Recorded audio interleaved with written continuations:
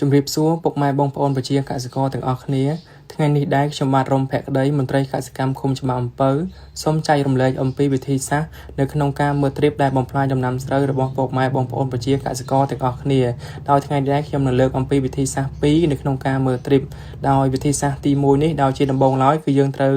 យកដៃរបស់យើងជ្រលក់ទៅក្នុងទឹកឲ្យបានសើមបន្ទាប់មកទៀតគឺយើងធ្វើការវាសនៅលើចុងស្លឹកស្រូវដែលមានការបំផ្លាញដោយសត្វត្រៀបឲ្យបានសព្វពេញដៃរបស់យើងល្អដោយបន្ទាប់មកទៀតនេះគឺយើងធ្វើការពិនិត្យទៅលើបាតដៃរបស់យើងតែម្ដងប្រសិនបើពុកម៉ែបងប្អូនប្រជាកសិករឃើញមានវត្តមានសត្វត្រៀបខ្មៅនៅលើបាតដៃរបស់យើងនេះបញ្ជាក់ថាត្រៀបដែលវាបំផ្លាញក្នុងស្រូវរបស់យើងគឺមានបរិមាណច្រើនដូចនៅក្នុងដែលវីដេអូដែលខ្ញុំបានបង្ហាញនេះផងដែរហើយចំពោះវិធីសាស្ត្រមួយទៀតនេះគឺយើងអាចធ្វើការដកស្រូវមកពិនិត្យ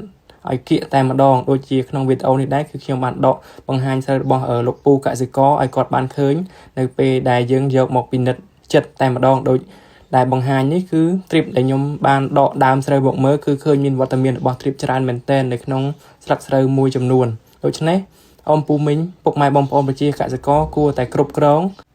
ឲ្យបានទាន់ពេលវេលាជៀសវាងការបំផ្លាញនៅក្នុងដំណាក់កាលមួយធ្ងន់ធ្ងរដែលធ្វើឲ្យមានការខាតបង់ទៅលើដំណាំស្រូវរបស់យើងសូមអរគុណ